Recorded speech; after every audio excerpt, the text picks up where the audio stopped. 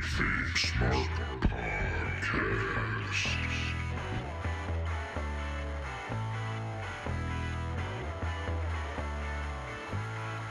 Welcome to the KayFabe Smark Podcast with Eric Todd and Brian Rampa, your smart mark source for news and opinions on the world of professional wrestling.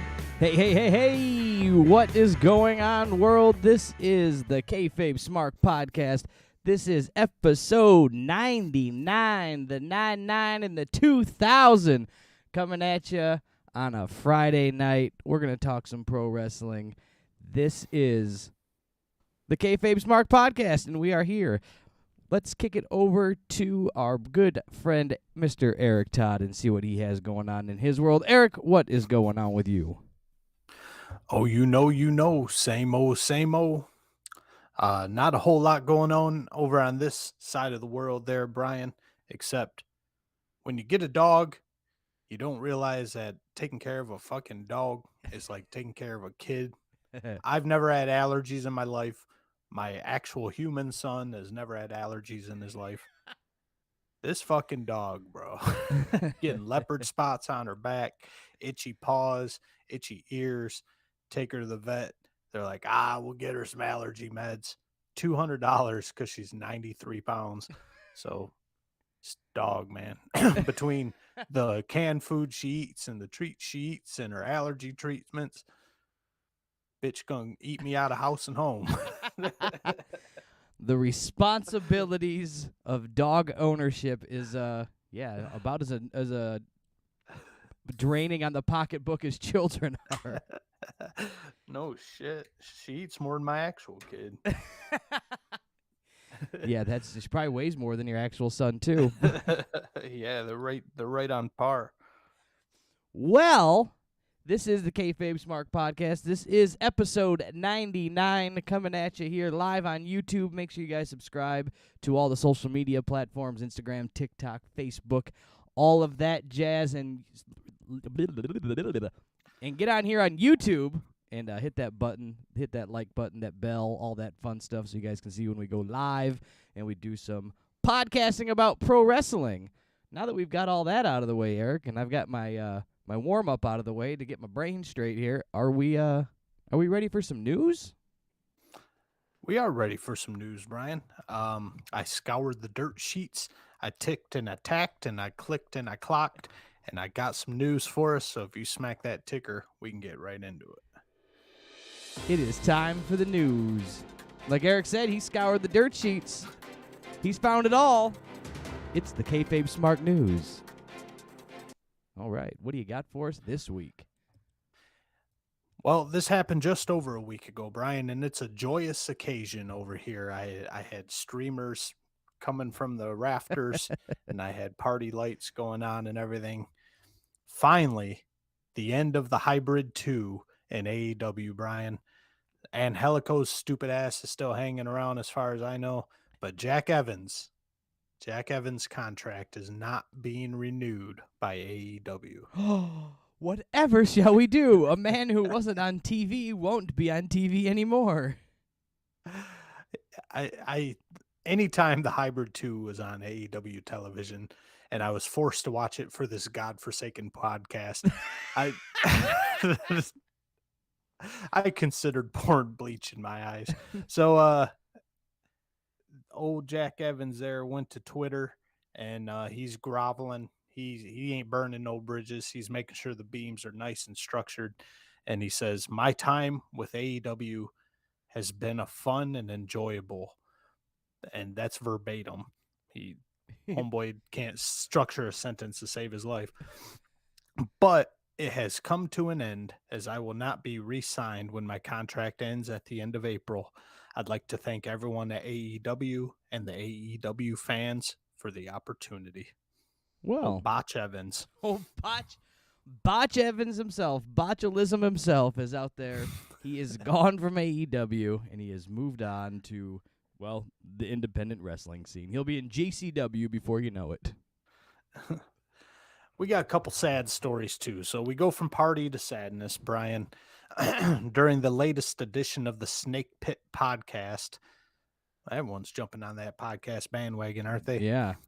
Oh, Jake the Snake Roberts revealed that Ricky the Dragon Steamboat is currently dealing with some health issues. And the quote from Jake is, "To be quite honest with you, I know Steamboat's having issues right now. I hope to hell it wasn't what I did. I really do, man, because that haunts me. That's beginning to haunt me a lot. Ricky, if you're listening, you know I never meant to do that. I didn't want to do that. I begged you not to do that. I just pray for you, man. He's a good dude, man."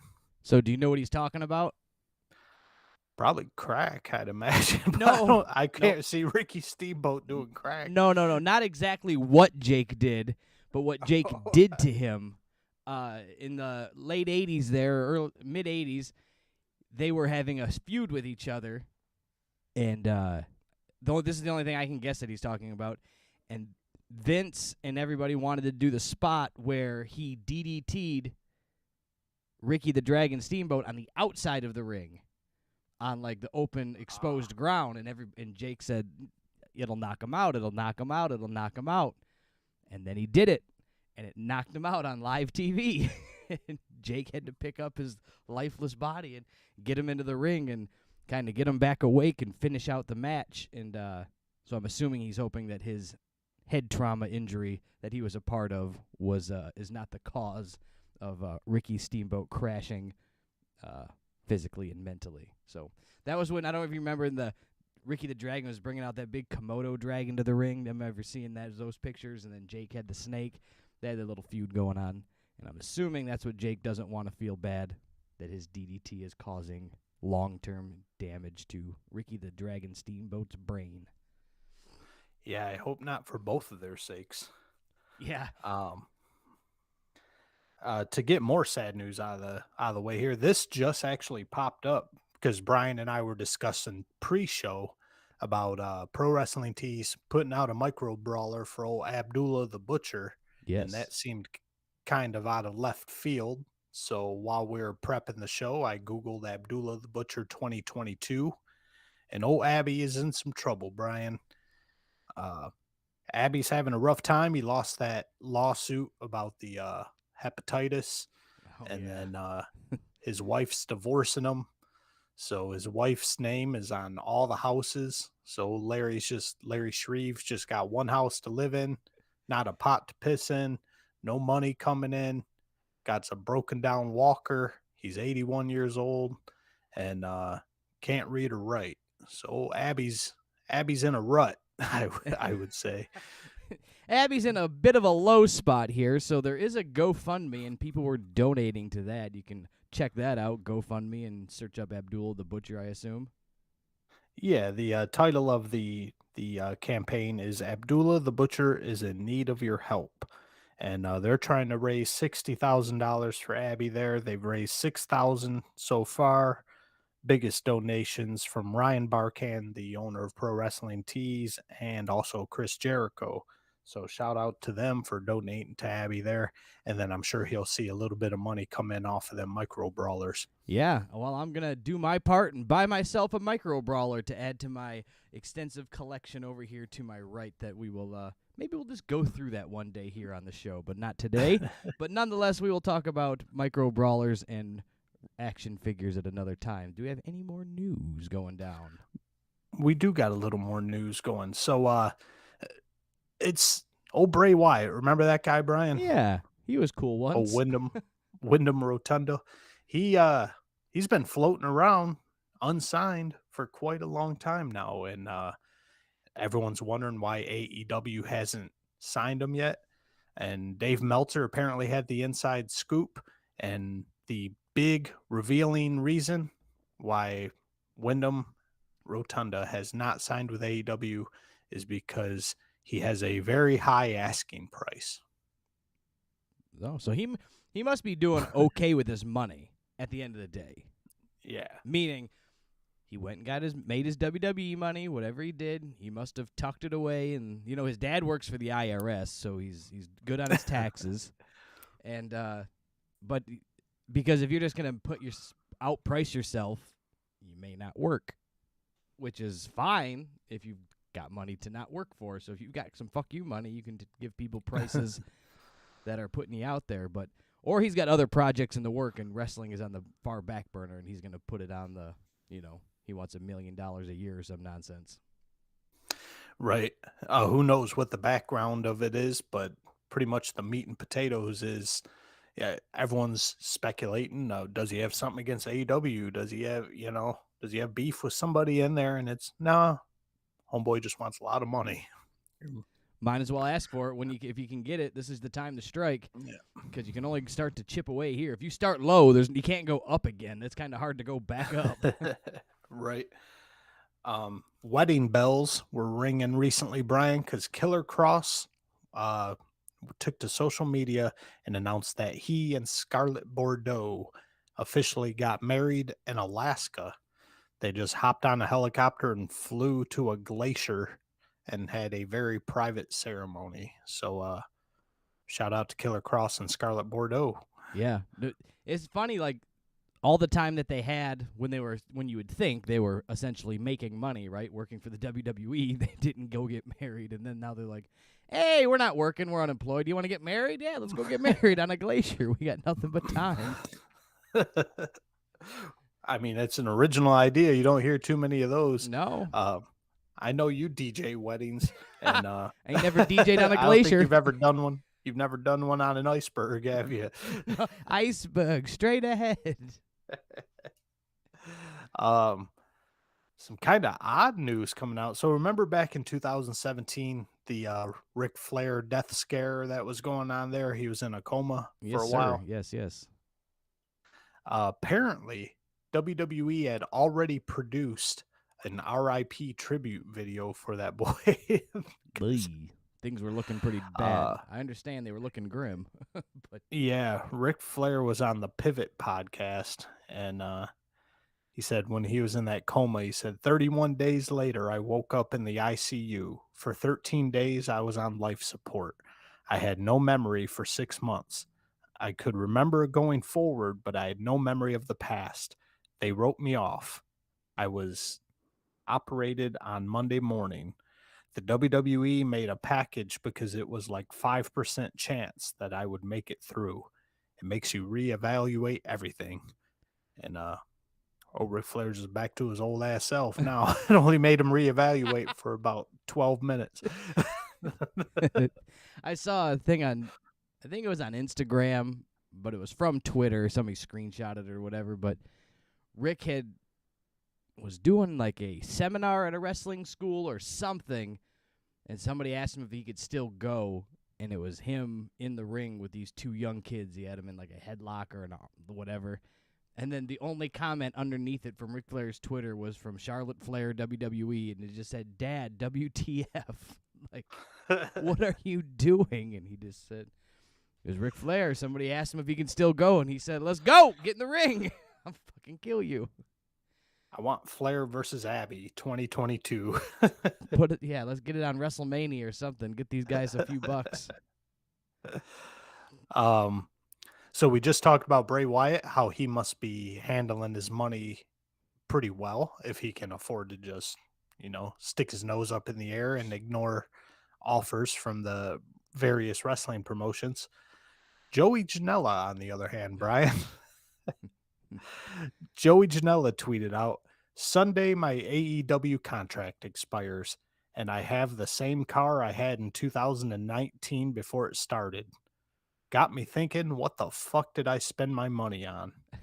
And he goes on to say, I spent it on fucking lobster. Lots and lots of fucking lobster. AKA did my first contract absolutely 100% correctly. So, that just tells us what we already know about Joey Janela. You fucking idiot. So he's saying he just blew his first contract. Crazy fucker. Most likely only contract. Let's be honest here. WWE ain't picking him up. No. But at least now he's got an AEW name behind him at one point, so his independent rates have to have gone up. Like, he at least had to have that happen for him. Yeah. I'm sure he got a little bit of bump on those flea market shows. We got some news regarding Double or Nothing on May 29th in Las Vegas. CM Punk will be challenging Hangman Adam Page for that AEW title. And I think it's time, Brian. I think it's time to take it off old Hangman. The Yeah. boy don't present himself quite as a world champion in my eyes. No, and I forget that he's champion. Like, I have to think who's the champion. Same thing I have with the tag team champions in AEW. People be like, right now I think tag team champions, and I know because I want you to say it, and it's not just making you say it, but like you think tag team champions AEW right now, who you thinking? FTR. Why? Because they carry 4 belts around between the two guys. You forget, and they're out there every week, and then you forget that, wait, no, the AEW tag team champions are Jungle Boy and Dushasaurus. Oh, yeah. They're the tag team champions. You got the Ring of Honor. They're the FTR, Ring of Honor, and AAA, but you just forget that, and neither one of their sets of champions right now stand out to me. I think the TNT championship stand out to me a little more than the heavyweight championship at the moment. Yeah, to be honest, old Between what's her face? between Jade Cargill. Yo, shit. not the TBS championship, the TNT championship. I mean, Jade Cargill presents herself more of a champion than Adam Page. And be honest with you, forget what I was watching. They were comparing the champions of how like Roman Reigns carries himself and how he dresses and everything, and then they showed Adam Page, and God, I can't remember who the hell I was watching, but they referred to him as the Kmart Cowboy. Yeah, the AEW champions are not presented very well, and yeah, I think it's kind of boring. So yeah, I think it's time to maybe put this on Punkosaurus, Punky Brewster, Punky for president. WWE is reporting that Cody Rhodes will be the next guest on the Steve Austin, easy for me to say, Broken Skull sessions, and that will premiere on May 6th, 2022 on Peacock.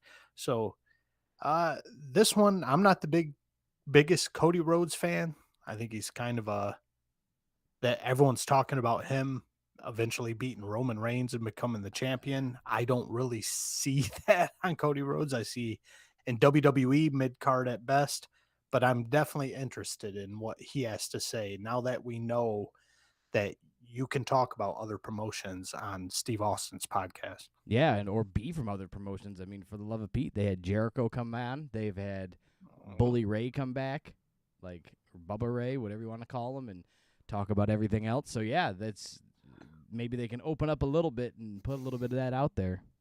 It'd be interesting to watch if they do it, if there's some substance to the interview. If it's just milquetoast, like, oh, my dad. Okay, we get it. They stole that belt from my daddy in Madison Square Garden. Yeah. Well, but face it, though, the belt's going on him. How it gets there, I don't know, but the belt's going on him. We'll just leave that at that. That'll be one whole podcast when that match happens. It'll just be that match and what happened and what they're going to do with it. And then our final story of the night so far, Brian, is unless something comes through on the old Twitter machine here, today was another NXT Armageddon. Whole bunch of stars getting released. Well, 10 stars in total. We use the term stars loosely. Right. And the only 2 names I recognized, Brian, to be honest with you, are that of Dexter Lumis and Dakota Kai. Those were the 2 big ones. Those I would say would be the stars. The rest were. And I'll probably catch shit for this, but I don't know any of these names. Malcolm Bivens, Raylan Devine, Mila Milani, Draco Anthony, Sanjana George, Persia Perota, Harland, and Paige Prinzavali. Oh, yeah, my favorite. But they, but they still have God, what's that? that fucking idiot that wears pajamas and falls asleep in the ring and drinks out of a sippy cup. Yeah, you haven't watched NXT in a while, have No, you? you blew my mind with that one. No, I guess I've missed this fella.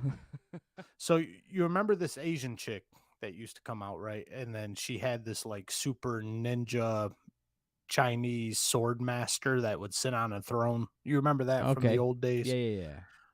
Well, that chick that was sitting on the throne, the Chinese master warrior Wendy who could kill Wendy you. Cho. Yeah, Wendy Chu. Andy just chimed in here in the chat. Yeah, Wendy Chu went from a badass Chinese ghost warrior, samurai fucking queen, to now she wears pajamas, bunny slippers, carries around a sippy cup, and takes naps in the middle of her match. So they went ahead and kept her on, but Dakota Kai, who is one of the best heels in NXT, they said, "See ya, wouldn't want to be ya." See ya. We won't even send you to the main roster. We're not going to rearrange nothing. They just need to take NXT off of TV at this point. They do, and I heard something in passing about Triple H doing an interview and saying, like, basically reinforcing the fact that NXT 2.0 is a training program for Raw, and that's why everybody gets name changes and everything, because it's just an OVW, basically. But they shouldn't be on TV. No. It should be able to be watched, I think, but at a hard to find super fan type thing, if that makes any sense to Right. you. Where me and you might go watch it because it's weird and random, and I can pop it on Peacock, and it's like a pre-recorded, thing that goes up and blah, blah, blah. But for the general public to be watching it, and for people that, don't understand how the developmental works, they just get thrown off, and then you see a Pete Dunne, and you see him weeks and weeks and weeks and weeks and weeks, years, and then you go, hey, we're going to bring him up here, and we're going to call him Butch, and we're going to dress him different, and you go, well, that don't make no sense. Who's this guy? Why did they do that? And it sucks either way for anybody, but it sucks for people who don't understand it or whatever. So that's why I think it just blows. So they just need to hide it, put it in Peacock in the dark corner somewhere, and let it do its thing. Yeah, like FCW. That was pretty much the training grounds after OVW, and I think you could see FCW somehow, some way. Yeah, but I would the find shit definitely wasn't easy to get to. Yeah, you could find some on the internet there, or like even the OVW. You could go to the website and watch it from their uploads or their, a YouTube thing or something. But it just needs to be taken off of cable TV and hidden somewhere on the internet. End of rant. So yeah, to wrap that up, I could see Dakota Kai landing in AEW. They need her. That women's division's rough. But Dexter Lumis, man, when you text me that news and I text back the real Mr. Personality right there, he has a personality of a pet rock. And so I don't know. I can't see him landing anywhere else but TNA, maybe, where all the rest of the dullards go. Well, you got to give him the benefit of the doubt. He could just be a really good actor with a terrible character. He could have maybe have done the character perfectly, and we just think that he's a piece of garbage. But maybe, he's got a look about him for sure. He can wrestle. So that. Who knows? But yeah, that character to me, like I never gravitated towards and never sank my teeth into. So I'm thinking like, oh well. But maybe he can pop over on AEW. Maybe he can go to Ring of Honor at this point. What the hell? There's a Ring of Honor you can go do now, evidently, that you can kind of wrestle on AEW, but also Ring of Honor that doesn't have a TV show even. Anyways. Tony promises Ring of Honor will have a weekly TV show again one day. He didn't put a timeline on that shit, but he said one day. At least he's in with Turner, so he's probably got a chance to get it somewhere between TNT and TBS, or I don't think they own any other channels, but maybe they can get it. Maybe he's part owner of the Hallmark Channel. They can get a Ring of Honor show on at 3 a.m. on the Hallmark Channel. They'll put him on the Jacksonville Jaguars big screen in the off season. There you go. Can watch it in the stadium. Does that wrap up our news?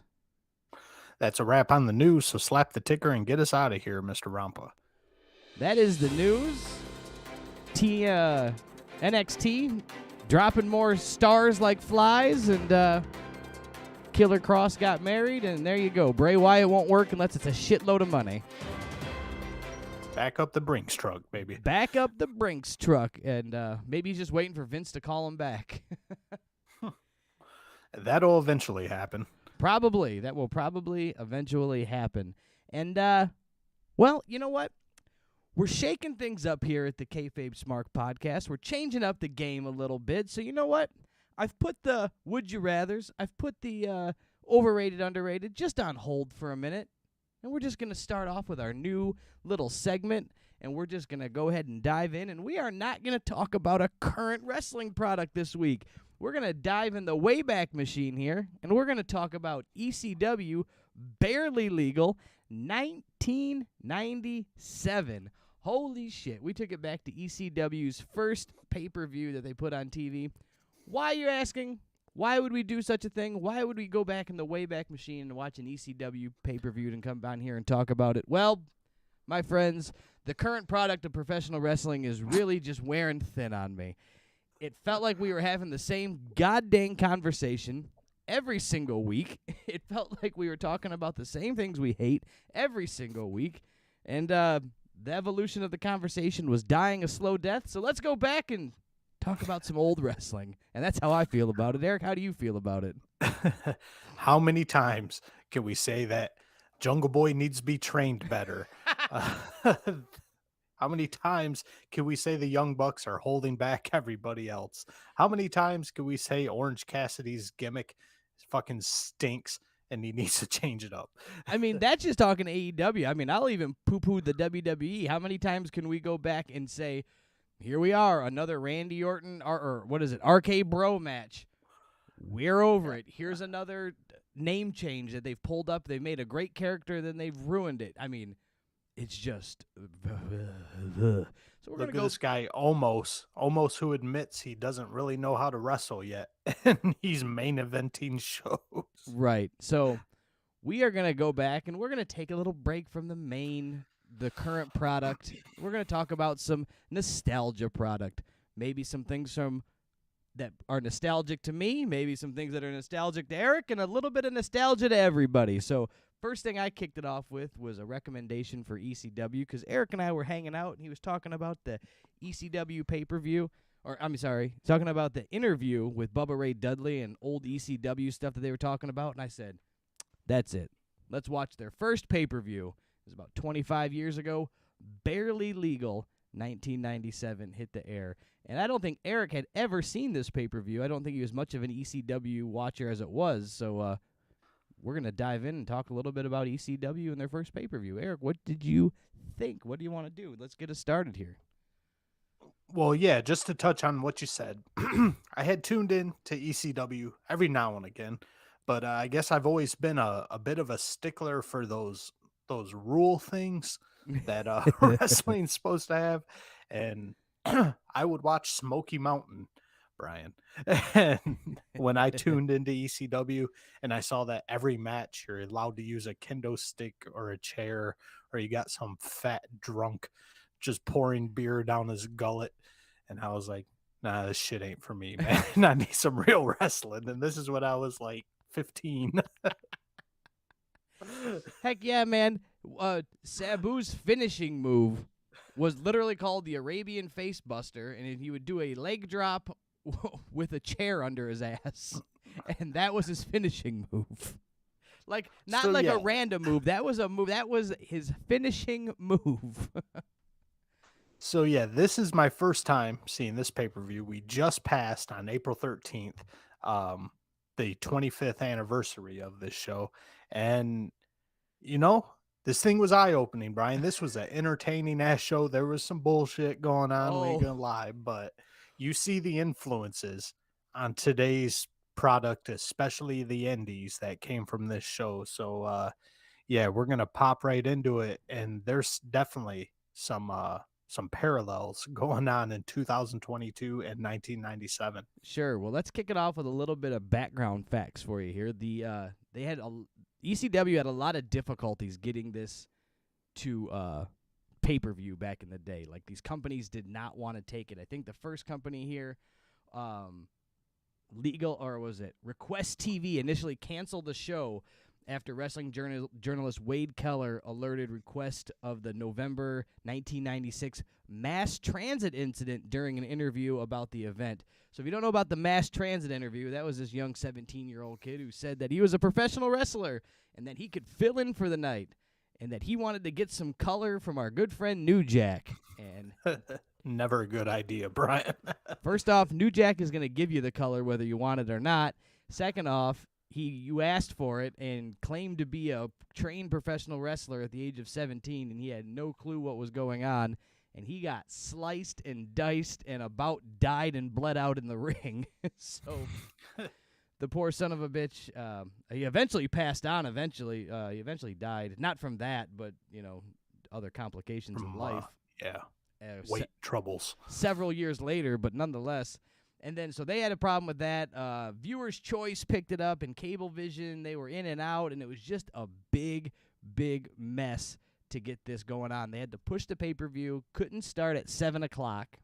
It had to be started at 9 o'clock was part of the agreement because they thought it would keep the kids away. It was, to make it for the older crowds. So that was part of the excitement of getting this thing on the air, and that's, I believe, where they're getting the name Barely Legal from, because nobody wanted to support this, nobody wanted to help put this on, and ECW's first pay-per-view was a hell of a show. So there's a little background news for you to kick things off. Yeah, and we kick things off. We are in Philadelphia, Pennsylvania. Joey Styles is in the ring to open up the show, and first thing I notice is, holy fuck, the audio is trash, and I was expecting the worst out of this, and throughout the show, they had a little bit of audio problems here and there, but they fixed it up for the most part. Well, see, part of their thing is they used to do their ECW shows, so part of the gimmick, from what I understand, was with the music, is ECW didn't pay for the rights, surprise, surprise, of the music that they used. Rob Van Dam coming out to Pantera's Walk, and Sandman coming out to Enter Sandman, and the likes of that type of stuff here, right? So what they did was, to minimize getting in trouble, they didn't push that music through the sound system. They did not pipe that through the sound system. They just played it in the arena, and the microphones would pick it up, and it was just... So it wasn't being pushed out. That was the loophole that they found. So I think some of that was kind of set up early with this speaking, because Joey Styles' mic was just going out to the PA, but definitely wasn't being piped in to the video feed. So it sounded like trash the first few minutes.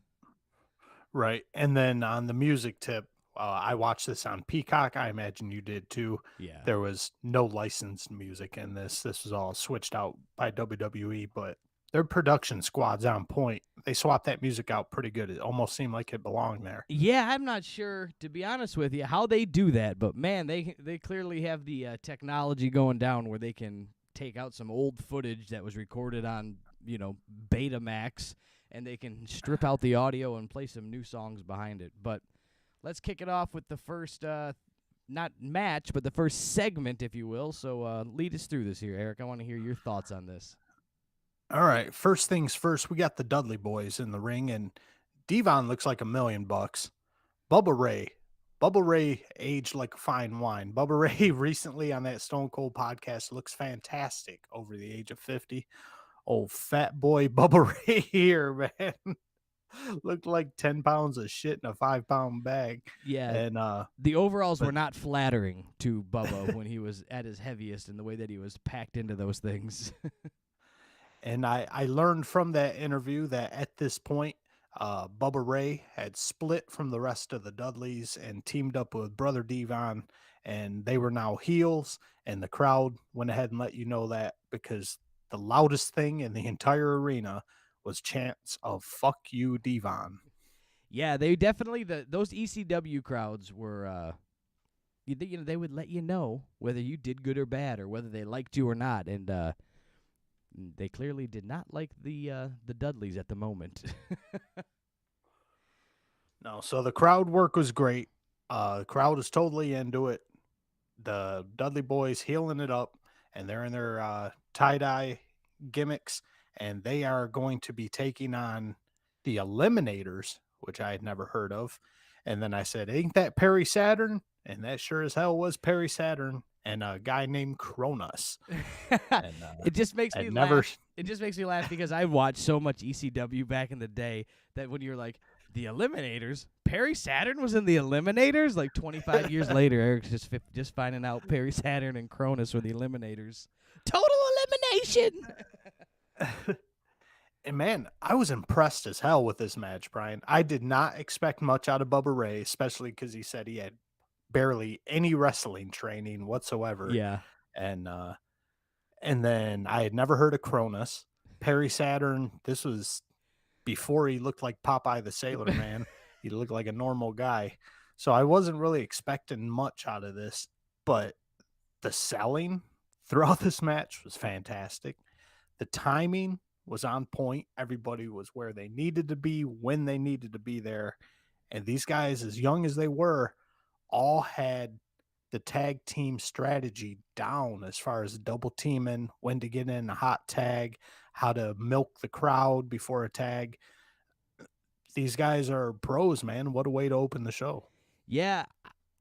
I don't know if it was Paulie's influence. I don't know if it was just something naturally that they fell into, but a lot of the ECW guys back in the day could fill the time and really work the crowd. So I don't know if it was, like I said, if it was just naturally happened or they were influenced, but I think there was a lot of limited move sets. So with that being said, they said, well, we don't got a lot of wrestling to go through here, so let's take our pauses and really work the crowd. And man, they could work that crowd. Yeah, definitely. They were on point with that.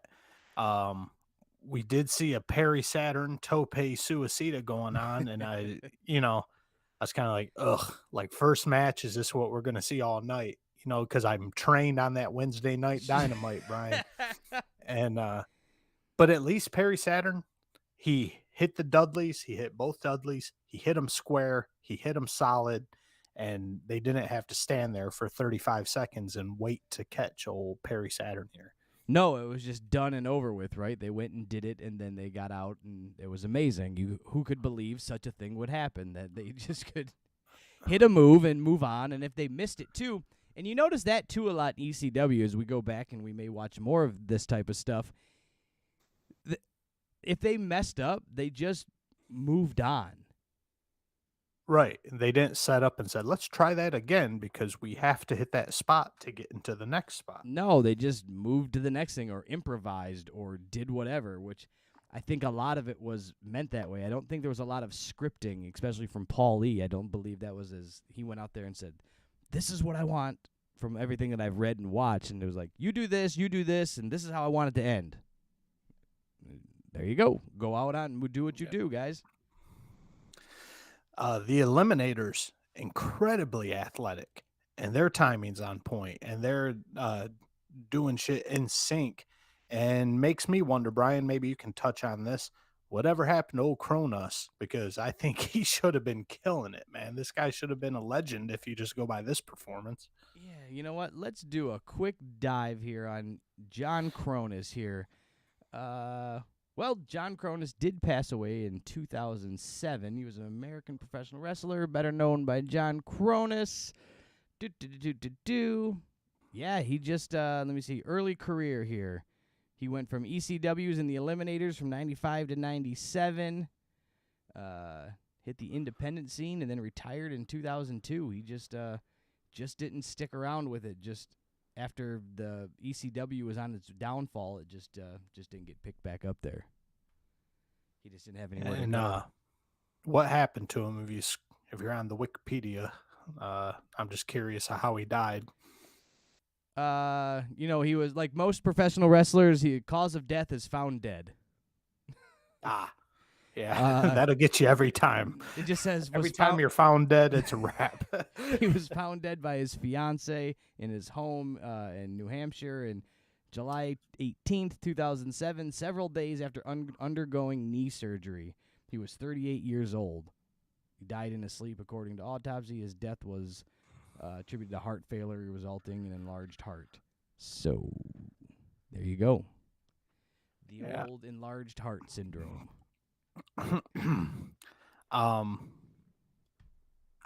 Bubba Ray impressed me in this thing because he's humongous. He's got to be pushing 400 pounds at this point, and he is incredibly athletic. So just what saved Bubba Ray, because he didn't have much wrestling training, he just kind of hung around the right guys in the ECW, and he must have just had some natural athletic talent in him, or would have been Bubba Ray instead of old Cronut we'd be talking about in that last paragraph.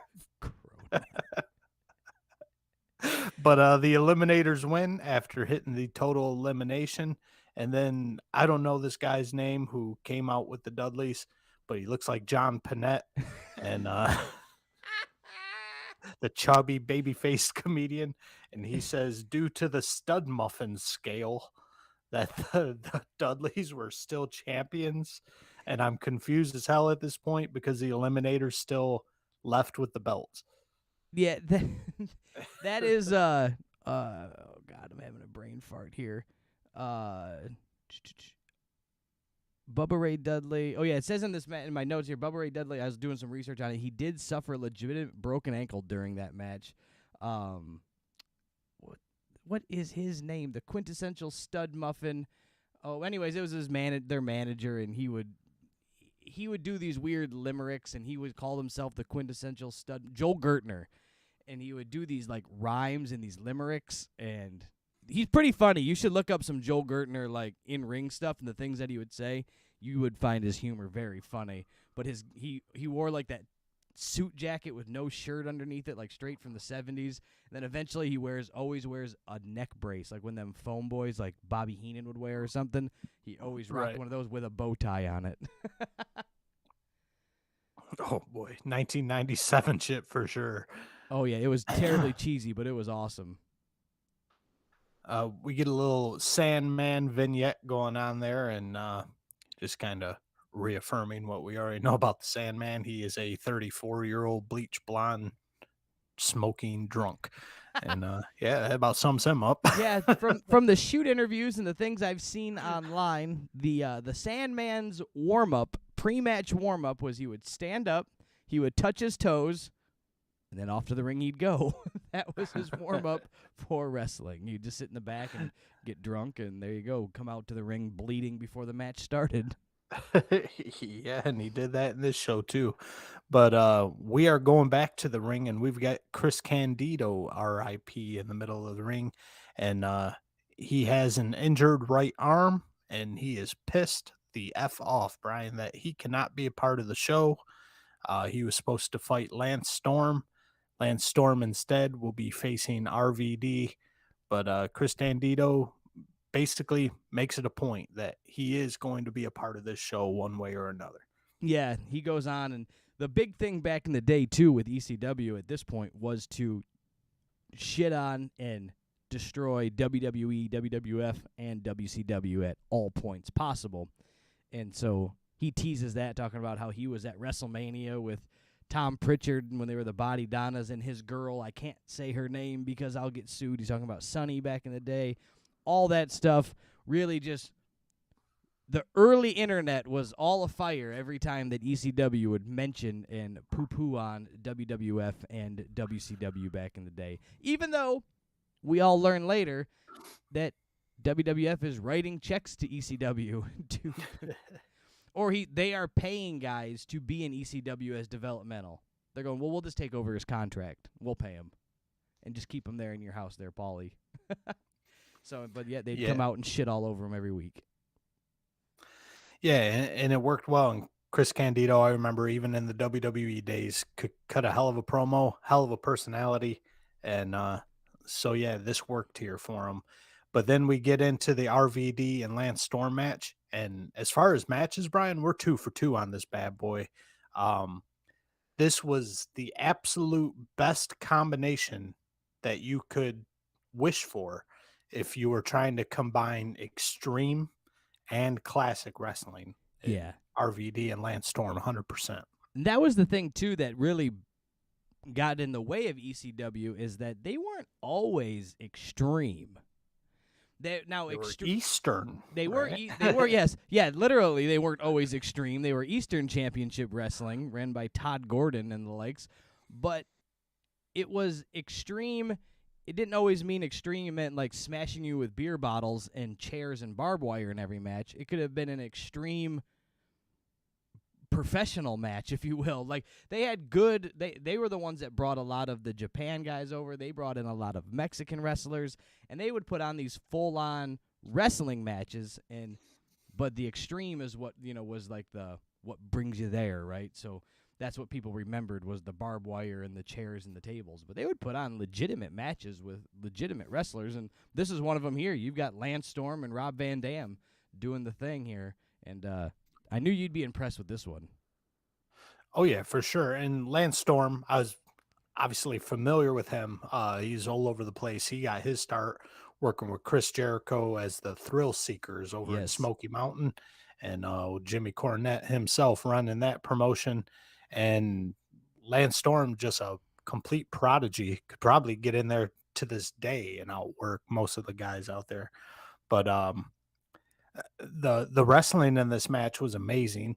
The chair shots took me back, Brian, because these chair shots were just absolutely brutal, except for one in particular that I saw from Lance Storm, where he just gave Rob Van Dam a little tink right on the top of the head. Now, I did give him the benefit of the doubt on this, because this was the first pay-per-view show that they were putting on live. So they would put out TV shows, and they did it kind of old school back in the day. They would tape, a 3-hour, 4-hour show and then break it up into 1-hour show segments and send them out weekly to different places, and you could find it all over the place. But they could put some hella editing into it, right? They were only showing the best of the best in the moments and not even full matches and highlight reel type stuff. So this was the first time working in front of not just a live audience, but a live pay-per-view audience. And so that was a pretty big deal. And so I'm assuming you're going to catch a lot of those little minor flubs. But yeah, Corny would kind of poke fun at Paul Lee, because Corny would just spend hours upon hours upon hours editing tape for Smoky Mountain or OVW. And Paul Lee would just basically just chop and chop, tape. Here's a highlight reel. They're not even from the same week half the time, not even the same arena. Just here we go. We just tape these together, and there you go. It's an hour long. Get it the hell out of here. yeah, basically. Back in the day, in around probably 1998, I went to an ECW show here in Detroit at the State Fairgrounds, and that was pretty interesting because we sat there and watched almost a 4-hour show, and then it would air on like WADL TV 38, something here in the Detroit area, like a local area channel. And it was over the course of 4 weeks, we got to watch our entire show we were at. Our show was almost 1 month of television, but hell, it worked. It works. You got to get the job done. You tell the story however you got to get it done. So that was the interesting way that ECW would do things. But back to Rob Van Dam, back to Lance Storm. What talk me through this one here? What did you think about it? Like I said, absolutely fantastic. It was, you see a young Rob Van Dam, he's in his early to mid 20s here at this point, or I think he's 26, they mentioned. And seeing him botch a springboard back elbow, and then once again, we're back to that Juggalo-esque crowd in that arena, just letting them know loud and proud, you fucked up. You fucked up. You fucked up. That was the chant of ECW. They were the smartest of marks. They were the original smart marks, right? The ECW crowd knew it all. They were the first internet, there was all the internet gossip. There was the early tape trading and all that stuff that went down, and that was all ECW. That was that crowd of people, and they knew everything. And if you screwed up, they let you know. Yeah, and eventually this thing just was worth sitting back and enjoying. And then Rob Van Dam hits the Van Daminator kick the chair right into Lance Storm's face here and gets the win. And Rob Van Dam just goes in, man. He's worth a lot of money now here because he got a match at this pay-per-view. He won that match. He's worth more money here, and he's also worth more money elsewhere, hinting again, like you previously stated, at WWE, because that's a good way to get heat. And the crowd not shy. Once again, you sold out. You sold out. Yeah, and I believe he also states that he loves to work Mondays. So He did indeed. that was always the thing, and And, then that was when he started to do the Mr. Monday Night gimmick. That was he had that whole gimmick in ECW where he was Mr. Monday Night. That was his whole thing, and that was just how do you be a heel in a heel company? Well, be a babyface. Right, exactly. And on his way out, the crowd give him a nice, gentle "get the fuck out" chant as he left the ring and went down the aisleway. Yeah, they did not care for him so much with that. What match was subsequently following that here? Next match, Brian, was the Yes. I just looked it up yeah. here. This was that 6-man tag of the BWO from the Japan BWO. Taka Michinoku, Terry Boy, and Dick Togo taking on the great Suzuki, Gran Hamada. Gran Hamada, and Masato Yujinagi. Something along those lines. And I wrote this down as the Michinoku Pro Wrestling 6-man tag.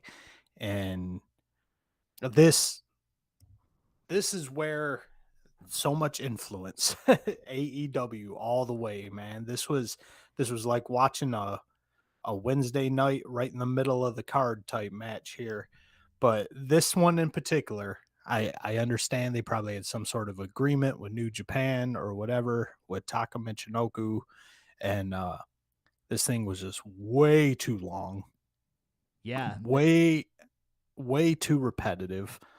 I was bored out of my mind, and I don't really have much more to say about that. Taka Michinoku got pinned by Suzuki after hitting a tiger suplex. Yeah, they let this thing go 16 minutes and 55 seconds. So far, the first matches that had gone on here are Eliminators and Dudley Boys went 6 minutes and 11 seconds, and RVD and Lance Storm only went 10 minutes. Now, you do have 6 guys involved in this match, but to go 16 minutes with this one, to be honest with you, with guys that aren't, I think even in the Smart Mark world, at this point, weren't even known like that well in the States. They were known, Right. they're bringing these guys over and, whatever. So it's, I agree with you. This one was just a little long and a little weird, and it had everything, the influence of AEW, like, all over it, right? It was, or you could feel like that Tony Khan was a young kid and he was sitting back and he'd watched all these ECW shows and went to the pay-per-views and he was there in the live shows down there on Rittner Street in Philadelphia. And when he sees a 6-man tag, he's like, that's it, man. He just remembers the BWO from Japan BWO, like running around and nobody's tagging and this guy's in the ring and that guy's out of the ring. Then he's in a hold, but then he's really not in a hold because he's not the legal guy. I'm with you. This one was kind of shit. I didn't really care for anything about this one either. Just a couple questions here. Taka Michinoku, was he in WWE yet? Because I know he was with the Oddities in '98. No, I think this is what brought him to the States. And again, Okay. Paulie reaches out, brings him to the States, and WWE says, hey, we like what you got going on over there. Why don't you come over here and hang out with us? So I think this is what brought him to the States and got the eyes on him from WWE and brought him in for the whole Taka Michinoku run that he had over there in WWE with the light heavyweight championship and then the choppy your PP and all that nonsense. Yeah, and then one of the guys in Taka's squad here looked a lot like Funaki. Did that guy turn into Funaki? Do you know off the top of your head? I'm not even sure. You might be thinking of Terry Boy. Is that the Yeah, I was thinking of Terry Boy. So no, that wasn't Funaki. Yeah, he did. It looked like he did a little bit in the WWF during the late '90s. He was also a member of the known as the original member of. Oh wait, yeah, he is known as an original member of Kai and Tai, which is competed he in was Extreme, Funaki. competed in ECW and in the World Wrestling Federation during the late '90s, and also briefly a BWO member in the Extreme Championship Wrestling. Blah blah blah blah blah. Professional wrestling career. Yeah, so there you go. Yep. Then he went over there. He was part of that Michinoku Pro Wrestling Taka's company and fought with the Headbangers and all of that fun nonsense that went down. He had a hell of a career. Look at that. All right, good for him. He did a lot of commentating too, I think. Yeah. I think Funaki was always on the Japanese stream of WWE pay-per-views. Yeah. Well, look at that. Indeed. We are learning everything today. Indeed. Going back in the Wayback Machine, talking about ECW's Barely Legal 1997. So this pay-per-view, Eric, while we're at a lull here of the pay-per-view, where did my notes go here? Let me do a little Control F and type in to find where I was at here. All right. So ECW earned $66,000 in ticket sales from an attendance of 1,170 fans in attendance at the ECW Arena, also known as the Bingo Hall there in Philadelphia on Rittner Street. The pay-per-view received a buy rate of 0.26, which equivalates to approximately 104,000 buys. So that, let's just go ahead and put that into perspective here. Let me pull this up a little further here. In 2019, AEW's pay-per-view buys was 88,000. Then in 2020, they had 90,000. And then a big jump for All Out in 2021 with the return of CM Punk jumping to 205,000. So ECW, in theory, in 1997, knocked this out of the park. Oh, yeah, definitely. When you put it into perspective like that, because at first 100,000 pay-per-view buys doesn't sound too impressive, but you see today's second highest company in the world, it was only pulling 80,000, 90,000. Yeah, and then a big spike with CM Punk coming back, hitting the 200,000. But talking about this was the moment. I know you watched this from Beyond the Mat. I know you watched Beyond the Mat. And this was the pay-per-view they covered in Beyond the Mat when Paul Lee gives that famous speech. You've got there's 17 million homes that have the availability to the show that are willing to pay $20. Hopefully they have the privilege to see you guys do what you do for for the last 3.5 years, blah, blah, blah. So if you remember that was all the backstage moment of them talking about Terry Funk and Paul Lee, and they did a whole segment on the Beyond the Mat right here at the Barely Legal 1997 pay-per-view. Nice little tidbit there. I was not aware. And we shoot back after the Michinoku match. We shoot back to a little backstage Stevie Cool, a.k.a. Stevie Richards, leader of the BWO, cutting a little backstage promo on that. We will see him later on in a match with the Sandman and Terry Funk, and the winner of that match gets to go on to face Raven for the ECW Heavyweight Championship. Yeah, not just a three-way match. This is a three-way dance. It is 100% different than a three-way match. And we do find that out because I had a note that I had to go back and erase, but let's not get ahead of ourselves. Yes. We have to hop right into Shane Douglas, the franchise, with Francine taking on Pitbull number 2, and me having no idea what's going on here. I was pretty proud of Paul Lee and ECW here for actually putting together the backstory for me of why Shane Douglas is just fighting Pitbull number 2 and the whole story of Gary Wolf's neck. And so they actually put it together, took time for someone who may have never watched ECW television before. Right, or had the capability to even watch it because their cable provider didn't pick it up, or their local over-the-air channel didn't pick it up back in the day, right? So you might not be able to watch weekly. I think at one point I was watching ECW on Pass. Remember Pass Sports? And I do. You'd stay up until like 2 in the morning on Saturday and watch that, or I'd have the video, I have my VCR set to record the ECW and watch the nonsense that was going down because I had heard about it through the grapevine, and it was all about, so then that's where Paulie was really great about, because it was all about putting the story together so everybody could know what was happening and why it was happening, and, that was it. He broke his neck, and now his buddy is going to defend him. Really, we'll sum it up real quick. Shane Douglas broke his buddy's neck and kept fucking with him, and now Pitbull number 2 is there to defend his buddy.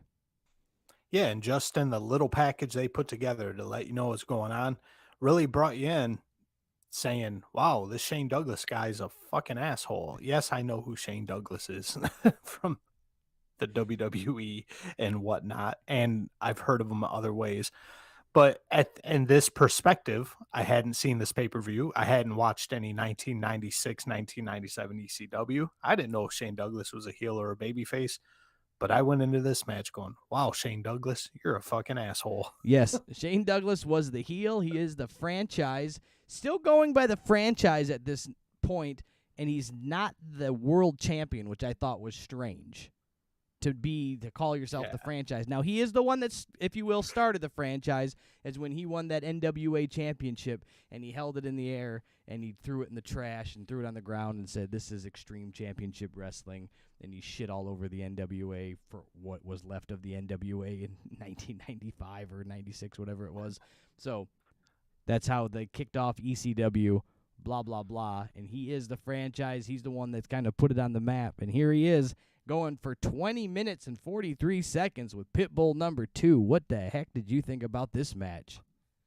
Well, first things first, this took you back to the way back machine here of the sex sells era of wrestling here. Old Francine here wearing a sheer bodysuit type thing and just a thong underneath it. One of them 1997 thongs, though, that go up to your rib cage. But still, sometimes hard to focus on Pitbull number 2's fat ass when he's in the ring, when you got Francine, her booty facing the hard camera. Yeah. Wait till we dig into some more ECW, and wait till you start to meet, wait till Sonny comes over, Tammy Lynn Sitch, and then wait till you meet Tammy Lynn Bitch, then wait till you meet Francine, then wait till you meet Come On I Wanna Lay Ya, then wait till you meet sex sells in ECW. Yeah, for sure. This thing starts out hot. Pitbull number 2 going straight bananas on Shane Douglas at this point, and they're really working this neck thing because Pitbull number 2 is really trying to get that payback. He is going hard on Shane Douglas's neck here, doing everything he can to break your boy's neck. Yeah, this was they had to really stick with the gimmick, I think. They were like, this is the story of the neck, and I'm going to repay you for what you did, and I'm going to break your neck because you broke my friend's neck. They really stuck with that. I think they kind of ran that a little deep, but in this match. But I think they did okay with it, but they really just kind of went really hard on that one. It's a weird area to go after, right? If you're going to go after somebody's leg, somebody's knee, you can, manipulate, but like the neck, like what are you going to do, neck breakers all night? Right. How many times? Funny enough, you said we will see 4 neck breakers in a row later on in the show, not in this match. But yeah, they definitely focused on the neck for both competitors here. You got Pitbull number 2 going after Douglas's neck. When Douglas finally gets control, he's going after Pitbull number 2's neck. You've got She's Got Herpes chants coming from the crowd aimed at old Francine here. And I still think all 1,132 of these fans would have banged Francine raw dog any chance they got, whether she had herpes or not. Wait, later on, the Francine, because then the Austin 316 kicks off right around this point here, is going bananas, and then it was Francine 469. That was the signs in the crowd. It was, I'm telling you, ECW just went bananas with this stuff. And this match was pretty decent, Brian. This was another one that was pretty extreme, but these guys had their timing down. They had their places. Their moves were smooth. And then you got a oh shit moment. Gary Wolf, sporting the neck brace the entire time. Pitbull number one hops the rail, attacks Shane Douglas, and then the Shane Douglas had a riot squad with him. They go ahead and escort Mr. Wolf out of the arena. Mr. Let's Wolf. see here. Mr. Wolf. Wolfenstein. Then all of a sudden, Brian, shit just goes off the rails, brother. We got a fucking security guard rail or security guardrail, if you will, thrown into the ring. Big ass metal bike rack looking some bitch thrown into the ring.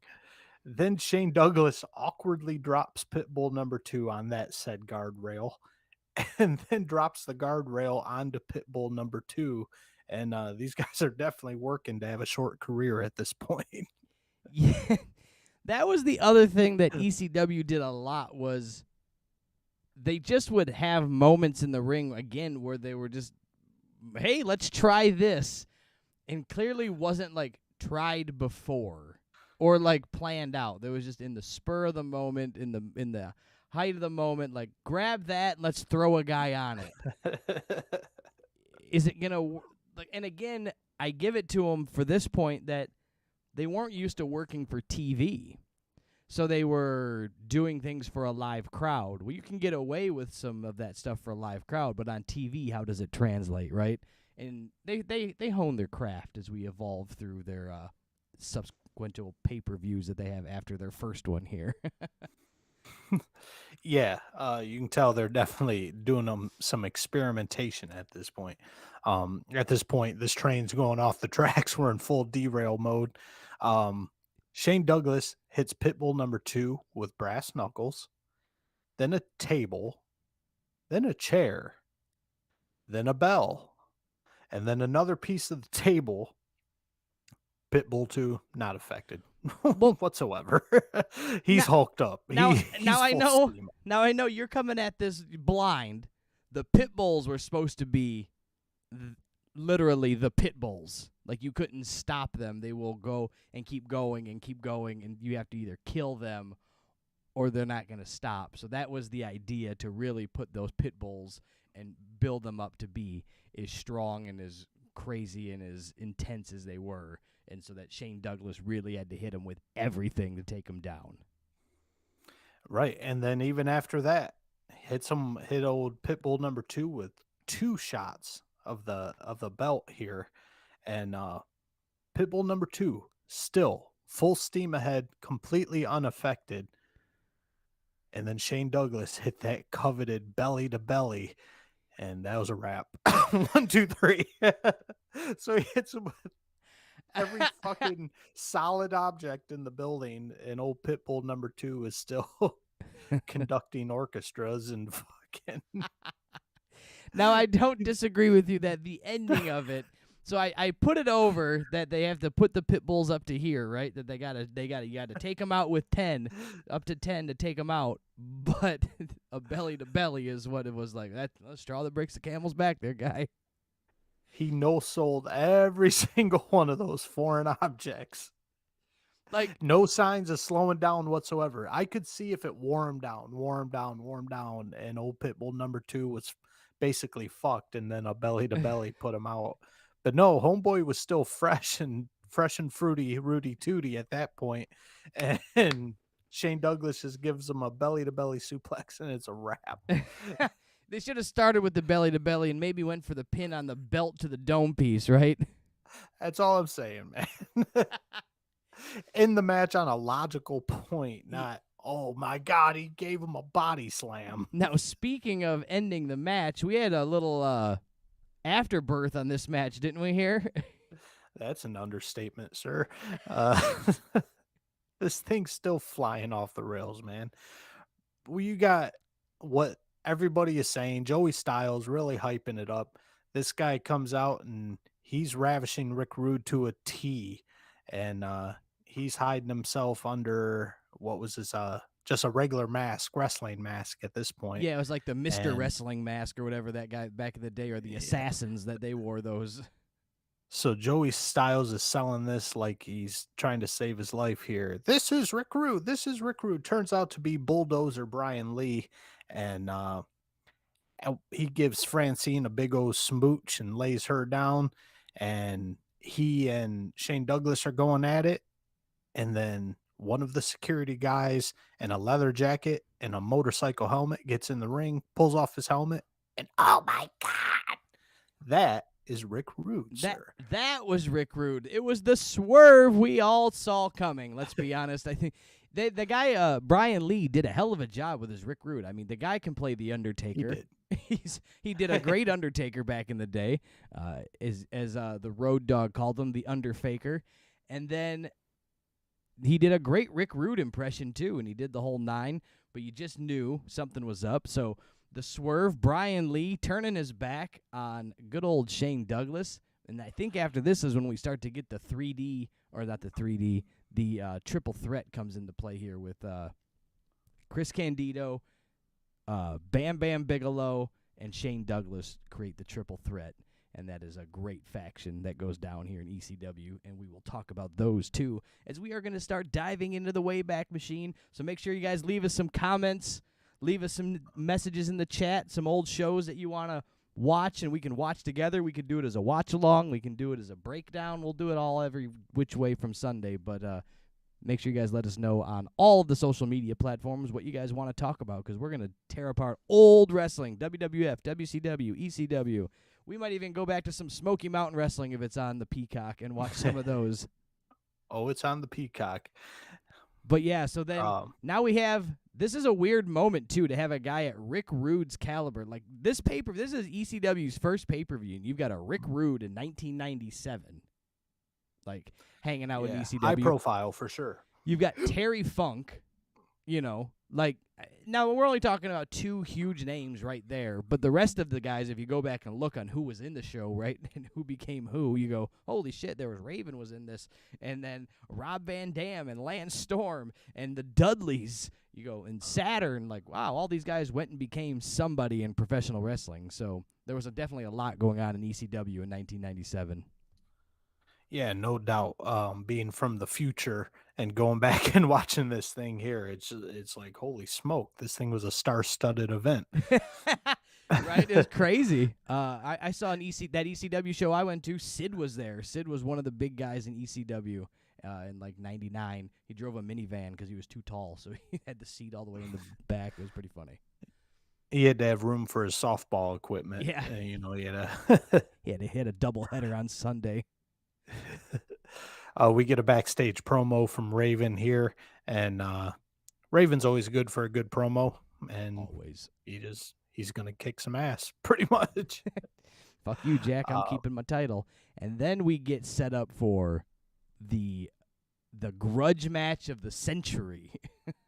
And Taz is got cutting a promo backstage, and he's got the towel over his head, and he's got Bill Alfonso with him, and Taz sells the living shit out of this match, and he just, you hate me, I hate you, I'm gonna put you in the Taz mission, I'm gonna choke you out, and Taz sells the hell out of this thing.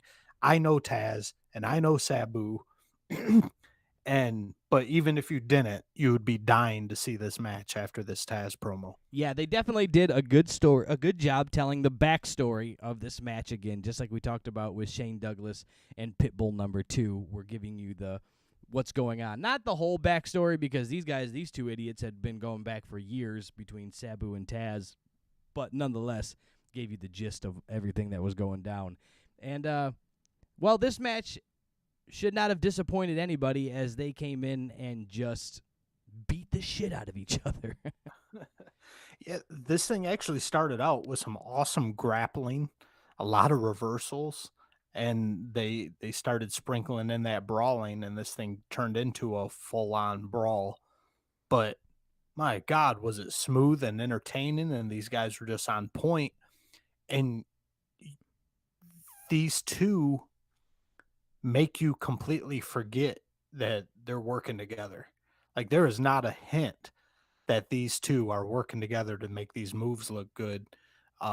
It looks like they're trying to kill each other, and it definitely helps that within 2 minutes of this thing, I think, Taz legit breaks Sabu's nose. And Yeah. Sabu's got fucking blood running down his broken nose, and he looks pissed off for real.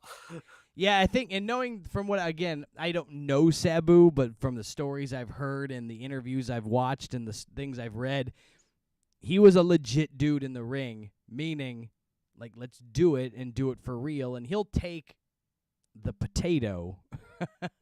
He'll take a hot one for a good match. He'll go out there and lay it on the line. And I don't know if he would have been mad. I'd love to ask Sabu about that one day. I don't know if he was mad that that Taz broke his nose, or if it was going to just essentially ruin the match. Like, fuck it, you broke my Right. nose, what are you going to do, guy? But, like, don't do it the first 2 minutes of the match. Like, save that shit for the last 2 minutes of the match so we can make it through this thing.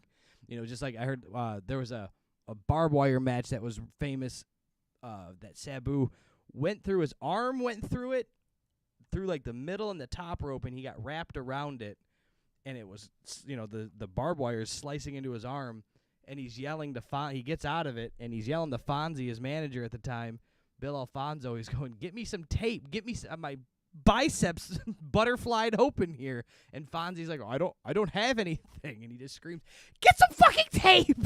And he just so Fonzie, like, left, like, got the idea, like, run down the aisle and go in the backstage and go through somebody's bag and get some tape. And you see him eventually come out, and Sabu, like, tapes his arm in the match and just puts his shit back together. Which had to be a treat to see Sabu screaming, get some fucking tape, because I think at that point, wasn't his promos pretty much Sabu, Sabu, Sabu? Yeah, I don't even, yeah, he Sabu, didn't, Sabu. yeah, he just, if you were lucky you got that, he was the man, and, like, he never talked. And I guess that comes from my extensive research on Sabu, that he always said he didn't want to put his foot in his mouth and just look like an idiot, so he just never talked. That's why that was his gimmick of no talking. He just had Rob Van Dam and Bill Alfonso do it through ECW for him. Yeah, and carried on the legacy of his uncle, the Sheik. Yeah. Sheik never spoke either. Well, because they would all realize that they were from Detroit and not from the Middle East. Right. But yeah, we see Sabu springboarding onto Taz in the crowd, past the guardrails, and this was, again, I'm familiar with Sabu's work, but it's just, man, so smooth, so dangerous, but so precise at the same time. This wasn't Sammy Guevara jumping off a 30-foot ladder and completely missing his mark, Woof. you know. Boy, howdy. But it's okay. Somebody was watching Dynamite on Wednesday night. Hey, boy. But a nice mix of just power and finesse here. Tons of flying from Sabu, tons of submissions from Taz. The table spot that they did here was really clever, I thought. You had a couple reversals of, is Taz going through the table? Is Sabu going through the table? You definitely thought Taz was going through the table with the spinning DDT. But Taz went ahead and thwarted that, put Sabu right through the bridge table here. Yeah, I just love I went, sitting back and watching this match again was just like, it definitely wasn't a, classic wrestling match, but it was the story that was being told between the two using the gimmicks that were allowed in ECW. And that was, you go back and we can talk about, we can still bring up the current product here, people. We're not turning our back on it. But my gripe with a lot of it was with AEW recently has always been that the rules were never arranged. Some rules the table was allowed, some rules they're counting to 10, some matches they're counting to 10, some they're not, some there's tables, some there's this, some they follow precisely, some there's tags, some there's no tags. But in ECW, you just knew, fuck it, we just want a winner. At the end of the day, That's all we wanted. We wanted a winner. And so I didn't mind the rules because that was essentially, there was no rules. And that was the great part about ECW in that time and the way that they did their storyline. So sitting back, watching Taz, watching Sabu put on this match and go for things and try to really step it up. And the way that Paulie put the show together, the matches really escalated as we went down the line and really, like, saved the it got more and more as it went down. It wasn't. We saw the one tope suicida, and I know now in 2021, 2022, where we're in, that was the hot topic, right? How many tope suicidas are you gonna see? We only saw one. We saw one like rail spot. We saw like throughout the night. You see one ladder spot. You don't see the same thing all the time. There was no tax, right? Right. It was just they saved big stuff for big moments and let it build from there. So that was what I can say is like they just did a great job putting this whole thing together. Yeah, and that definitely helps a lot. Something special if you don't see it 400 times in one night. Just got to touch on Taz's Taz plexes here. Those fuckers are so clean. He is such a professional, and even seeing Sabu land on the back of his neck and back of his head, Yeah, that they're one's still to this they're day. still That one's, super clean though. The way he rolls, you can tell he's not getting hurt. yeah. But That first one though made you cringe a bit, didn't it? yeah, it did. Before you figured out they know what they're doing, and everything's precise with these two. And especially they tell the story of Sabu had already had some neck trauma and injuries going on. So, and then like even just take a pause for a second. Can you go back and put props to Joey Styles calling this whole pay-per-view solo? Like, Yeah, besides the last couple matches here, he is 100% on his own. and that's got to be a feat in itself. Like, and you don't even like notice it really. You just kind of go with it. It just fits, right? Yeah, he's spot on for sure. And speaking of Joey Styles here, we see his influence on old Sockface in AEW nowadays, because Taz wins with the Taz mission, but as we're reminded 42 times in 43 minutes, that is the Cashew Hajime. And the Kasha Hajime. Taz has the Kasha Hajime. Like, yes, Joey Styles knew his moves, or if he didn't, he made up the names of those moves and let you know it one way or another. The old cashew chicken gets thrown around a lot of times in this match. And then we get our afterbirth, Brian. We got some real professionalism going on in the ring. Taz compliments Sabu, offers a handshake. We get a handshake between the two. Sabu raises Taz's hand, pulls Taz in for a hug. And then here comes RVD, and this means trouble. RVD attacks Taz from behind. We get a whole ass beat down on Taz. We see a Catcha Hajume on Taz.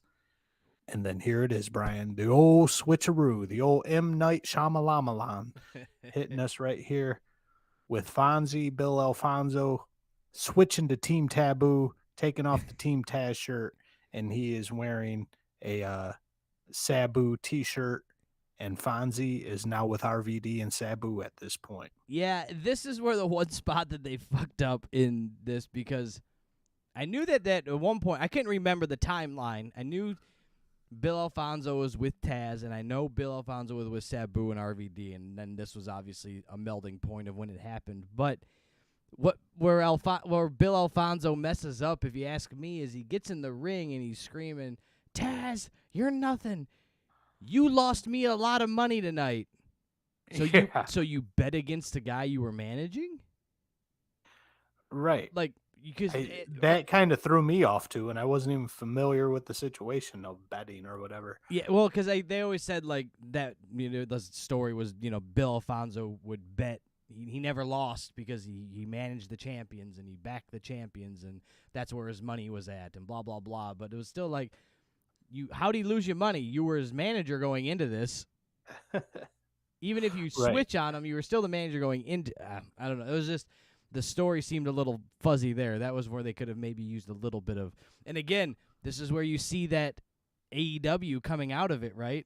And you're going, wait a minute. They don't script. They prided themselves on non-scripting in ECW. You're gonna get holes in your story, and you can see that in AEW as well. They pride themselves as minimal scripting, and you get holes in your story.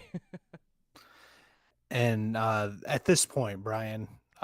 This is where RVD says he loves to work Mondays. Oh, This is when it was. I forgot. I just knew he said it and still pissed the crowd off no matter what, and it was great. And I loved RVD for that. RVD was one of my original, like, ECW originals, RVD, Sabu, and I was a big Tommy Dreamer fan back in the day, too. I really liked Tommy, but those were the guys.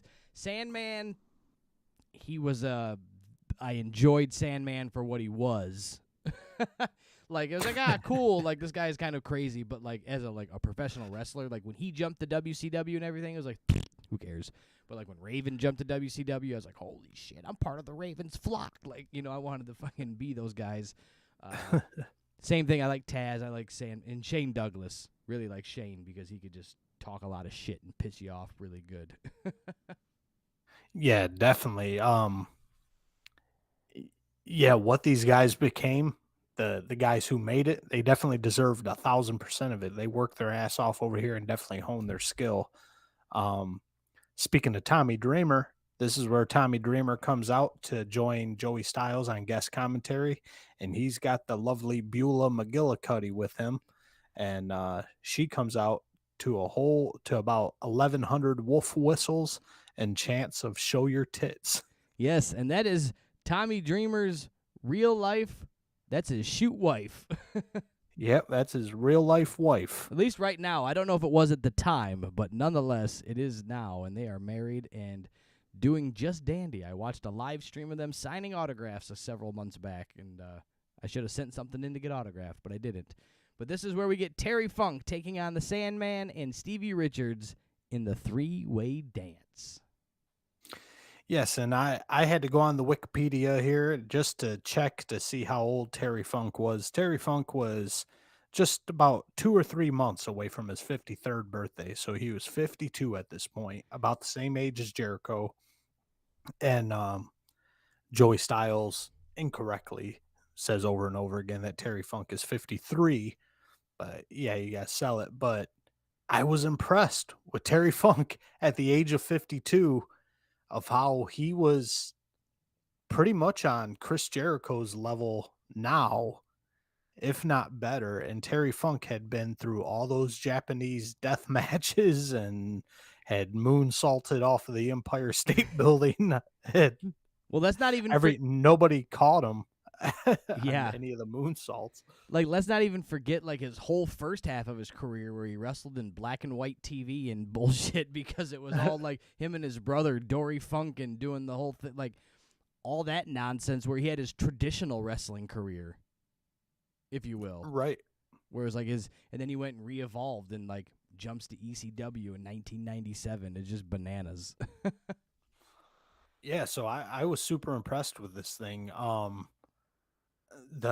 And once again we have the stipulation that the winner of this match faces Raven immediately after for the ECW title. Most of the wrestling moves in this match, due to Sandman being a dickhead, most of the actual wrestling moves came from Terry Funk out of this thing, the guy who's 52 years old. Yeah, you can. Stevie Richards, he.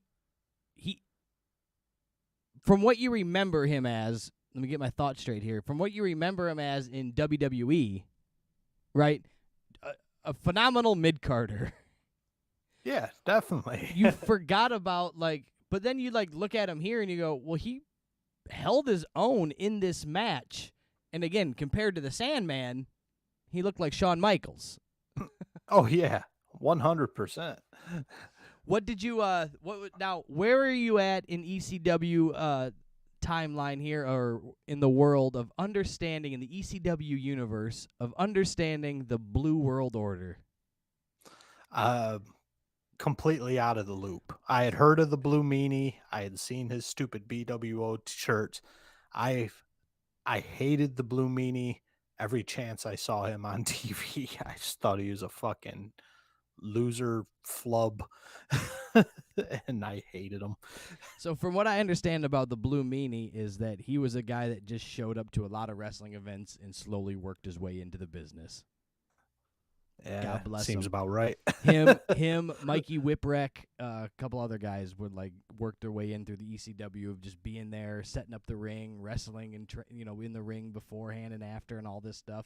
But anyways, the Blue World Order obviously is just the big stab at the New World Order going on in WCW at this time. So it was always funny to see who was impersonating who, right? So if you watched it, Stevie Richards was the Kevin Nash character. Big, Right. obviously. Blue Meanie was Scott Hall. He was the blue guy, and so he was always doing the, Oh, okay. I didn't catch that. if you go back and watch that. Then they had Nova. What he was doing the Hollywood Hogan thing, and then they had some other guy playing a Rodman gimmick, and there was another one that ran around like X-Pac or Six with the video camera and was doing the whole thing. And it was just a cheap Saturday Night Live knockoff of the NWO. It was literally just a gimmick that was supposed to be a joke, and at that time, the internet took hold of it. And ECW fans loved it. And why not? As soon as it worked, sell a T-shirt. Yep. A viral meme in the 1997 That's days. it. Pretty much. That's it. It just took off like wildfire, and they said, screw it. Then it even went over. They had an earlier BWO Japan. Taka Michinoku's wearing BWO shirts in Japan. Like, what? Yeah, along with Funaki. Yeah, like that we crazy, just crazy touched on. fuckers. So let's start talking about this three-way dance and what your thoughts on this were. First things first, this was a ton of brawling, and we see Terry Funk kick in the real technical wrestling move here. He gets that signature spinning toe hold then, and that is also known as the cricket crab crunch if you go back to his Stranglemania. Japan days. And then we see Sandman, and Brian, I've only seen Sandman live once, and he was like 103 years old, and he was checking his text messages during the match, and it wasn't even a gimmick. He just couldn't bother to wrestle that night. So he was a piece of shit when I saw him when he was like 60 years old, and he's a piece of shit here, and I still hate him. Just seeing him chuck a full-size A-frame ladder right at Terry Funk.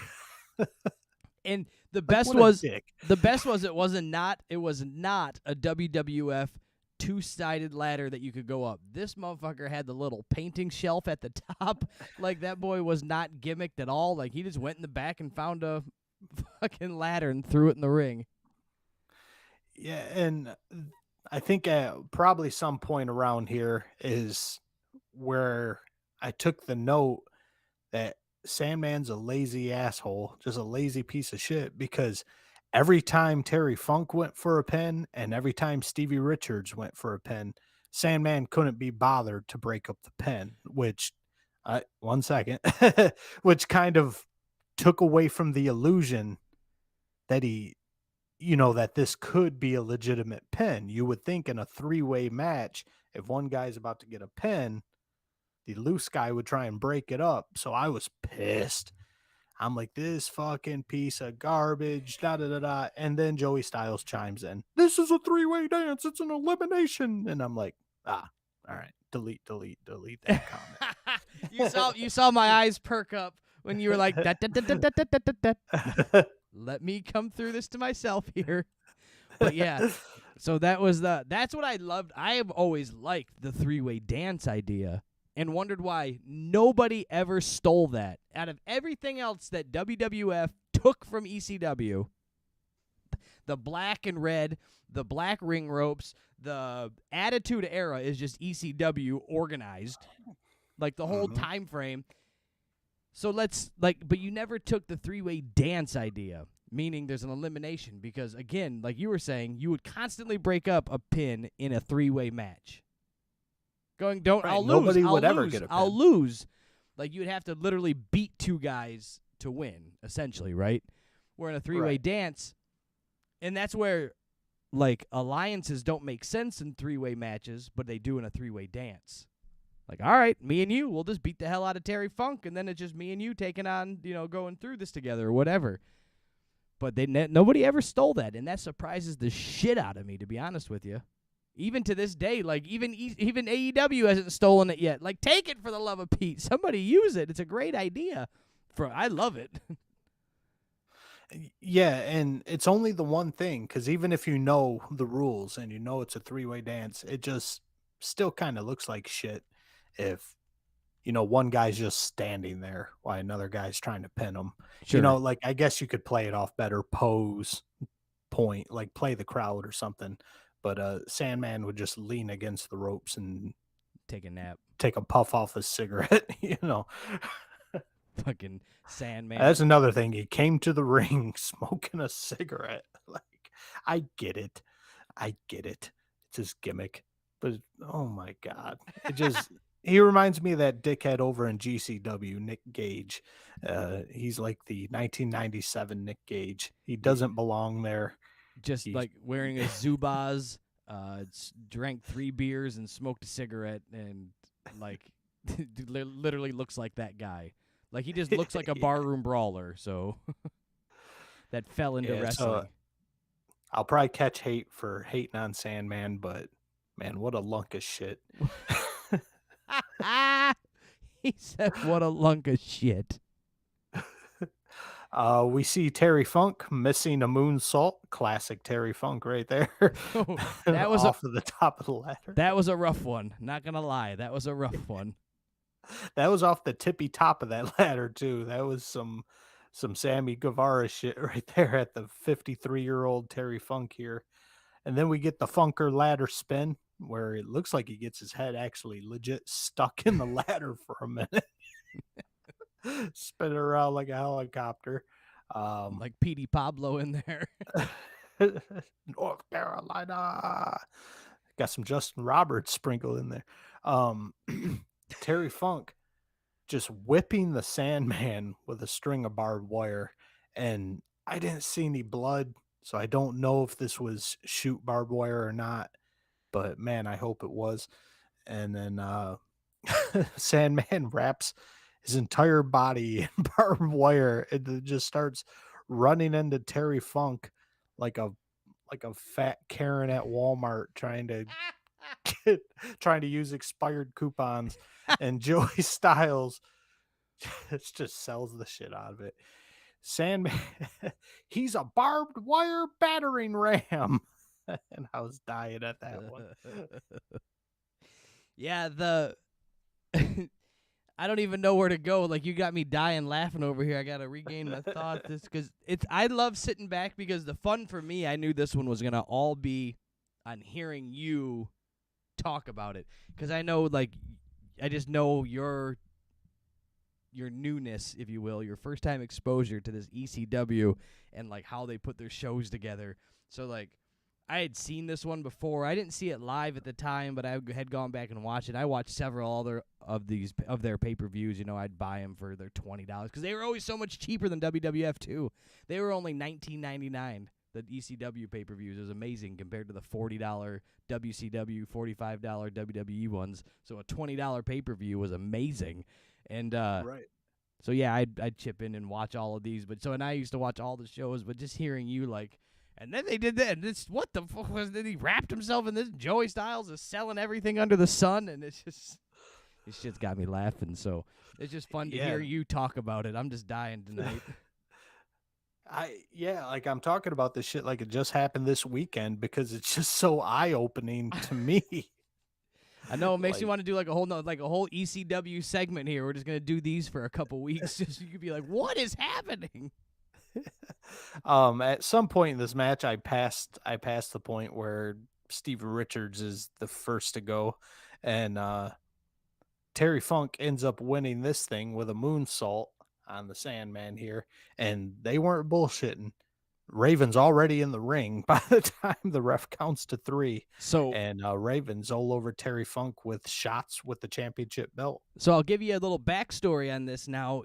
This is their first pay-per-view, and their timing. Now, mind you, this isn't the era of the internet where WrestleMania runs 3 hours, it runs 9 hours. Who gives a shit? It's the internet. Nobody's coming on after us.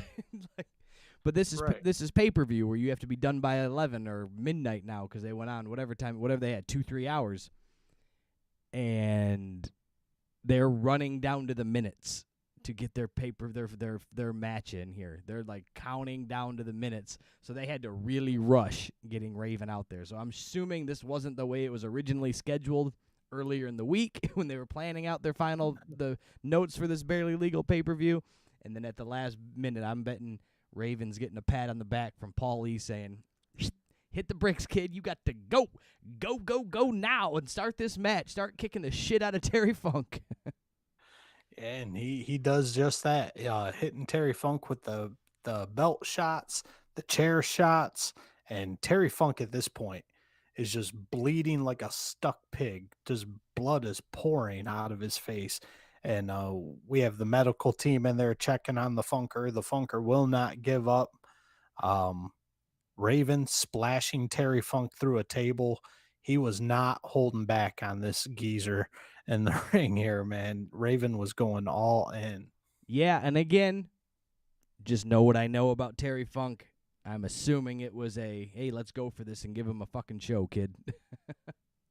Right. I'm sure Terry Funk was all about it. And Tommy Dreamer, I know you like him, but Listen, just on the mic. He didn't know how to commentate. He was a little young, he was a little green, and he didn't know what the fuck to say.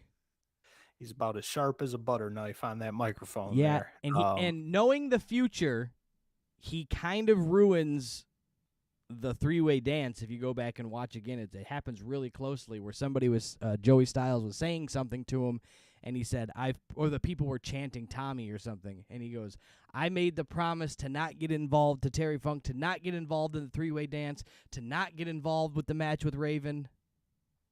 Oh, I did catch that. Now, you can play it off as that he was going to say if the match with Raven, when he would get to the, blah, blah, blah, blah, like, but not, but knowing the future, you're like, ugh, maybe he didn't mess it up. Right.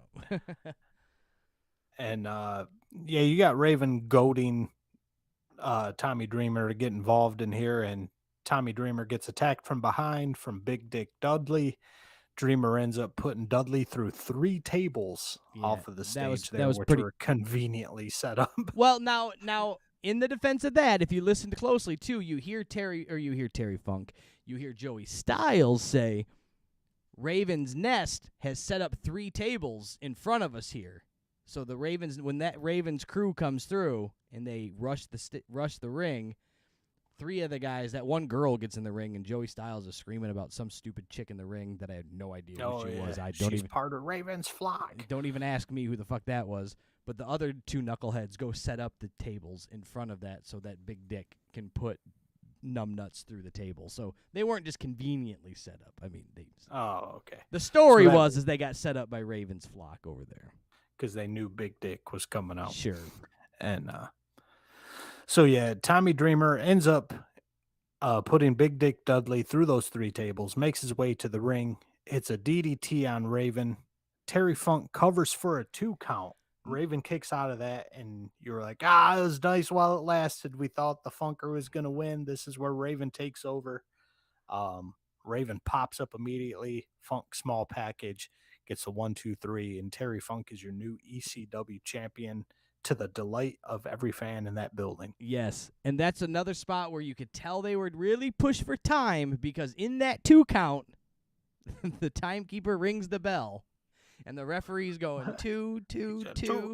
The ref and the timekeeper's going, "We got that guy." Oh my God, they're in my ear going 9, 8, 7. We're going off the air, and so they get it done real quick. So that kind of threw off the finish for me. Rewatching this now after so many years, you're going, wow, they kind of, man, if it just wasn't for that bell, because it took my eyesight. I even had to go. I knew Terry Funk won. I had to rewind it and rewatch it, because when that bell rang and the ref's yelling 2 and the crowd's up, it took my eyes off of Raven and Terry Funk, and then was like, wait, what happened exactly? So then it threw it off. If it wasn't for that, man, it would have been very, very good ending, and everything would have lined up perfectly, again, for an ECW pay-per-view. But ECW gets their champion of Terry Funk, the crowd, the people's champion. He's through the ring. He's through the crowd. He's bleeding all over people. He's hugging the hat guy that sat in the front of ECW that became a famous fan. And The He's rumor, smearing blood all over Oh. Tommy Dreamer's face. yeah, and the rumor has it that as this is happening, they are literally in the back counting down. They're going off the air, and supposedly, now this is from Paul Heyman, so his stories are always a bit pro wrestling, if you will.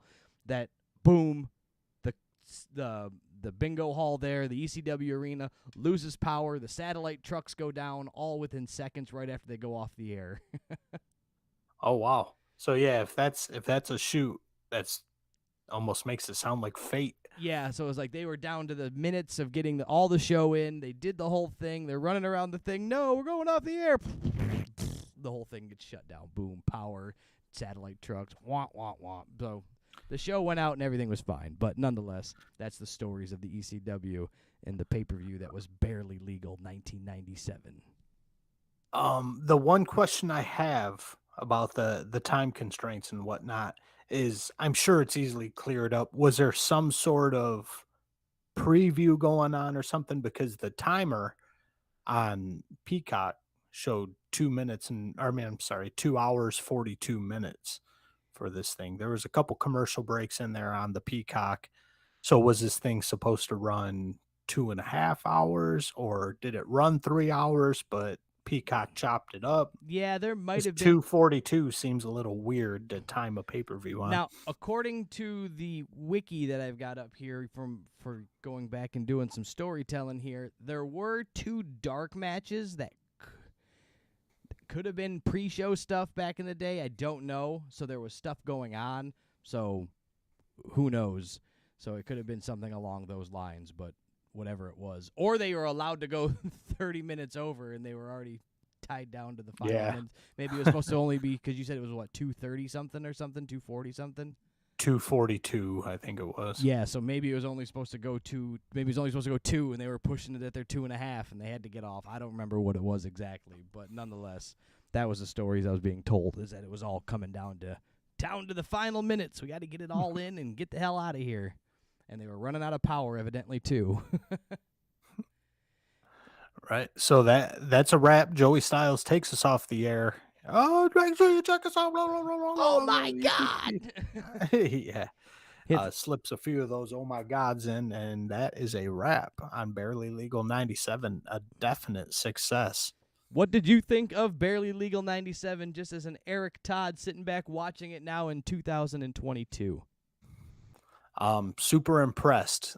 You had the lull in the middle with the Japanese guys, but other than that, just knowing what you know now about how everything was held together with dental floss, basically, these guys did a hell of a job. I was impressed with the professionalism, lack of rules, but professionalism still mixed in there, and then just the names, the namesake of all these guys and what they became. I was impressed. 100%. This was a fantastic pay-per-view. Right, 100%. Well, I'm glad you enjoyed it. I enjoyed going back and watching some ECW. It was fun to watch. It was fun to compare it to stuff that you see going on today on any promotion that it is. And I had a lot of fun doing that. I'm going to have a lot of fun continuing to talk about stuff in the Wayback Machine. So we're going to put some things in the hat and see what we got going on to talk about for next week's show, but make sure you guys tune into all the social media platforms. You can help us decide what to watch. We can watch it together, watch it before, and we can all talk about it and hop in the chat here on YouTube and talk about professional wrestling. And we're going to talk about old school professional wrestling for the next, foreseeable future, as long as, and then, but make sure you guys hop on Instagram and TikTok, and we will be putting out stuff for, let's see what we want to talk about. Let's see what was going down in 1996, 1997, and we will look and see what was happening and talk about professional wrestling. But, Eric, what do you have for us? Make sure you hit us up on all those social media platforms, the Instagrams, the TikToks, the YouTubes, all that jazz.